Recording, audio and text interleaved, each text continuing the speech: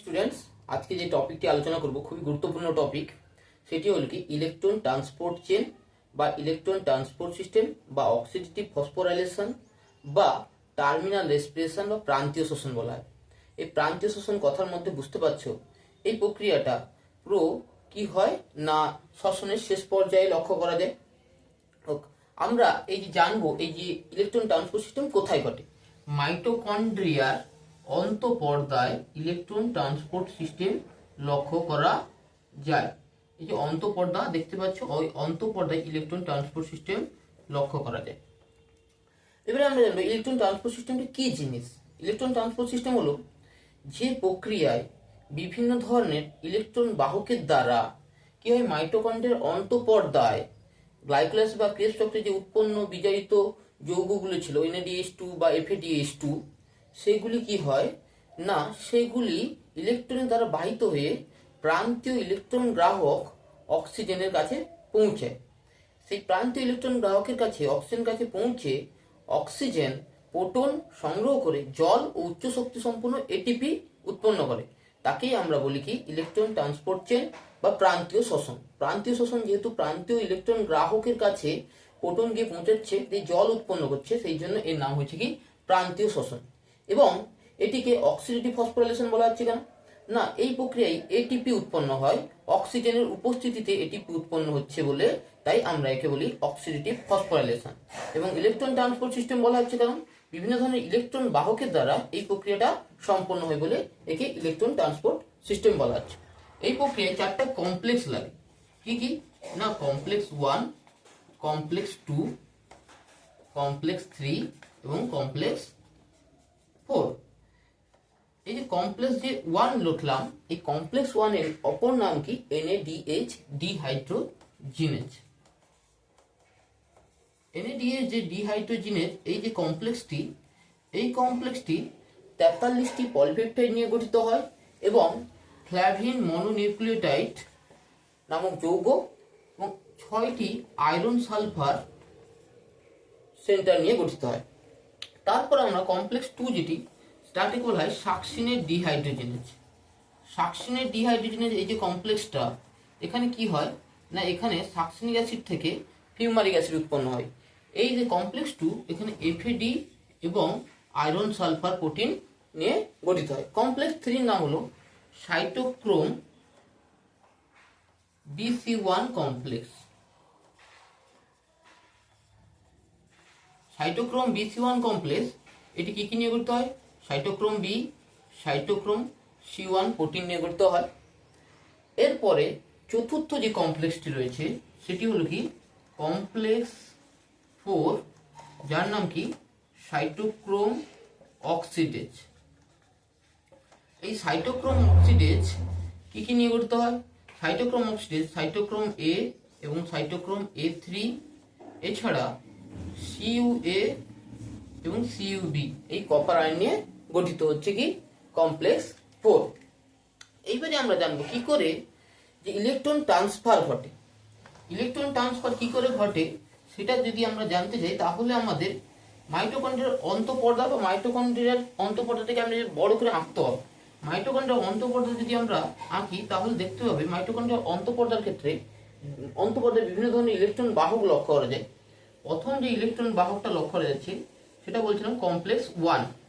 এই কমপ্লেক্স 1 এ কি হয় না NADH2 যেটি গ্লাইকোলাইসিস বা ক্রেবস সাইকেলে উৎপন্ন হয়েছিল সেটি কি উৎপন্ন করবে? NAD+ উৎপন্ন করবে। যখন NADH2 থেকে NADH+ উৎপন্ন হবে সেই প্রক্রিয়ায় কিছু পরিমাণে হাইড্রোজেন বা প্রোটন মাইটোকন্ড্রিয়াল ম্যাট্রিক্স থেকে কোথায় যাবে না ইনার মাইটোকন্ড্রিয়াল স্পেস বা বহিঃপ্রকোষ্ঠতে প্রবেশ করবে। কয়টি হাইড্রোজেন যাবে? 4টি হাইড্রোজেন প্রবেশ করবে। এবং ইলেকট্রন এই প্রক্রিয়ায় কি হয় ইলেকট্রন একটি ইলেকট্রন বাহক প্রোটিন ইউবিক ইউনিয়নে পৌঁছাবে। এরপরে কমপ্লেক্স 2, কমপ্লেক্স 2 এর নাম হলো সাকসিনের ডিহাইড্রোজেনেজ। সেই সাকসিনের ডিহাইড্রোজেনেজ এখানে কি হয় না FADH2 বিজারিত ফ্ল্যাভিন ডাইনিউক্লিওটাইড ফসফেট, বিজারিত ফ্ল্যাভিন অ্যাডেনিন ডাইনিউক্লিওটাইড, এটি কি হবে? এটি FAD+ এ পরিণত হবে। এই প্রক্রিয়ায় কিছু উৎপন্ন ইলেকট্রন বাহক প্রোটিন কোথায় যাবে? ইউবিক ইউনিয়নে যাবে। নেক্সট হলো কমপ্লেক্স থ্রি।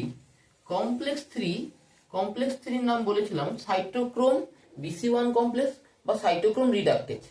এই যে ইলেকট্রন, এটি কি হবে, কমপ্লেক্স থ্রিতে গিয়ে পৌঁছাবে। কমপ্লেক্স থ্রিতে পৌঁছানোর পরে পরবর্তী যে ইলেকট্রন গ্রাহক প্রোটিন কি থাকে, সাইটোক্রোম সি। সাইটোক্রোম সিতেও দুটি ইলেকট্রন পৌঁছাবে। তারপরে নেক্সট যে কমপ্লেক্সটি রয়েছে সেটি হলো কি, সেটি হলো কমপ্লেক্স ফোর। কমপ্লেক্স ফোরের নাম হলো সাইটোক্রোম অক্সিডেজ। সেই ইলেকট্রন সাইটোক্রোম সি থেকে সাইটোক্রোম এফিএস সেন্টার হয়ে কোথায় আসবে না সাইটোক্রোম A3। সেখানে কি লক্ষ্য করা যায়, সেখানে প্রান্তীয় গ্রাহক হিসেবে থাকে অক্সিজেন। সেই অক্সিজেন প্রোটনের সাথে যুক্ত হবে এবং উৎপন্ন করবে কি, জল উৎপন্ন করবে। হ্যাঁ, একটা কথা বলি, কমপ্লেক্স থ্রিতেও কি হয়, এইখান থেকেও চারটি ইলেকট্রন ম্যাট্রিক্স থেকে কোথায় যাবে না ইনার মাইটোকন্ড্রিয়াল স্পেসে যাবে। কমপ্লেক্স ফোরের ক্ষেত্রেও একই রকম ভাবে দুটি ইলেকট্রন ম্যাট্রিক্স থেকে ইনার মাইটোকন্ড্রিয়াল স্পেসে যাবে। এবং কমপ্লেক্স যে 5 সেটি নাম হলো এটিপি সিনথেজ। এই এটিপি সিনথেজ F1 পার্টিকেল ও F0 পার্টিকেল নিয়ে গঠিত হয়। যেহেতু ম্যাট্রিক্স থেকে ইলেকট্রন বা ম্যাট্রিক্স থেকে প্রোটন কোথায় যাচ্ছে, ইনার মাইটোকন্ড্রিয়াল স্পেসে যাচ্ছে, ফলে কি হচ্ছে, ম্যাট্রিক্সে ঋণাত্মক ধর্মী হচ্ছে এবং ইনার মাইটোকন্ড্রিয়াল স্পেস ধনাত্মক ধর্মী হচ্ছে। ফলে ইনার মাইটোকন্ড্রিয়াল স্পেসে এক ধরনের প্রোটন গ্রেডিয়েন্টের সৃষ্টি হয়। প্রোটন গ্রেডিয়েন্টের দরুন এক ধরনের প্রোটন চালক বলের সৃষ্টি হয়। সেই প্রোটন চালক বল কি করে না কমপ্লেক্স যে 5 আছে তার মাধ্যমে প্রবেশ করে এডিবির সাথে যুক্ত হয়ে এটিপি উৎপন্ন করতে সাহায্য করে। এইভাবে ইলেকট্রন ট্রান্সপোর্ট সিস্টেমের ক্ষেত্রে এটিপি উৎপন্ন হয়। এবারে আমরা জানবো যে ইলেকট্রন ট্রান্সপোর্ট সিস্টেমের তাৎপর্য কি না। ইলেকট্রন ট্রান্সপোর্ট সিস্টেমে আমরা দেখলাম যে FADH2 বা NADH2 যেগুলি কি হচ্ছিল না গ্লাইকোলাইসিস প্রক্রিয়ায় বা ক্রেবস চক্রে উৎপন্ন হয়েছিল, সেগুলি কাজে লাগে এবং সেখান থেকে উৎপন্ন যে NAD+ বা FAD+ তা পুনরায় গ্লাইকোলাইসিস বা ক্রেবস চক্রতে কাজে লাগছে। এটি একটি তাৎপর্য। আর কি হতে পারে, আর গ্লাইকোলাইসিস প্রক্রিয়ায় আমাদের শ্বসনের ক্ষেত্রে যে 38 অণু এটিপি উৎপন্ন হয়, সবার শ্বসনের ক্ষেত্রে তার মোটামুটি 34 অণু এটিপি এই ইলেকট্রন ট্রান্সপোর্ট সিস্টেম প্রক্রিয়ায় উৎপন্ন হয়। এগুলি হলো কি ইলেকট্রন ট্রান্সপোর্ট সিস্টেমের তাৎপর্য। এইবারে আমরা জানবো যে কেমি অসমোটিক হাইপোথিসিস। একজন বিজ্ঞানী দিয়েছিলেন, তার নাম হলেন পিটার মিচেল। তিনি বলেছিলেন যে মাইটোকন্ড্রিয়ার অন্তঃপর্দায় অবস্থিত বিভিন্ন যে ট্রান্সমেমব্রেন প্রোটিন বা ইলেকট্রন বাহক প্রোটিন, সেই বাহক প্রোটিনগুলো কি হয়, যখন ইলেকট্রন ট্রান্সফার ঘটে তখনই কি হয়, ইলেকট্রন ট্রান্সফারের সময় প্রোটনগুলি মাইটোকন্ড্রিয়াল ম্যাট্রিক্স থেকে ইনার বহিঃপ্রকোষ্ঠে বা ইনার মাইটোকন্ড্রিয়াল স্পেসে প্রবেশ করছে। ইনার মাইটোকন্ড্রিয়াল স্পেসে যখন প্রবেশ করছে তখন কি হয়, ওইখানে প্রোটন গ্রেডিয়েন্টের সৃষ্টি হয়। প্রোটন গ্রেডিয়েন্টের ফলে একজন প্রোটন মোটিভ ফোর্সের সৃষ্টি হয়। প্রোটন মোটিভ ফোর্সের দরুন কি হয়, এটিপি সিনথেসিস ঘটে। এটি পিটার মিশেলের কেমি অসমোটিক মতবাদ নামে পরিচিত। এবারে আমরা জানবো ইলেকট্রন ট্রান্সপোর্ট সিস্টেমের ইনহিবিটর কোনগুলো। ইলেকট্রন ট্রান্সপোর্ট সিস্টেমে যখন এই NADH2 বা FADH2 থেকে ইলেকট্রন যখন এফিএস সেন্টার থেকে ইউবিকুইননে যাচ্ছে তখন সেটাকে বাধা প্রদান করে রোটিনন। এবং ইলেকট্রন ট্রান্সপোর্ট সিস্টেমে আরেকটি যে কমপ্লেক্স 3 বললাম, cytochrome BC1 complex, cytochrome B থেকে সাইটোক্রোম C তে যখন সাইটোক্রোম B1 থেকে যখন সাইটোক্রোম C তে কমপ্লেক্সে ইলেকট্রন যাচ্ছে সেটিকে বাধা প্রদান করে কি অ্যান্টিমাইসিন A। এবং কমপ্লেক্স 4 সাইটোক্রোম A এবং A3 নিয়ে গঠিত হয়। সাইটোক্রোম A3 সাথে কি হয়, সেখানে এই কমপ্লেক্স সায়ানাইড বা কার্বন মনোক্সাইড যুক্ত হয়ে A3 থেকে ইলেকট্রন আবার অক্সিজেনে যেতে বাধা প্রদান করছে। এটিও একটি কি না ইনহিবিটর হিসেবে কাজ করছে।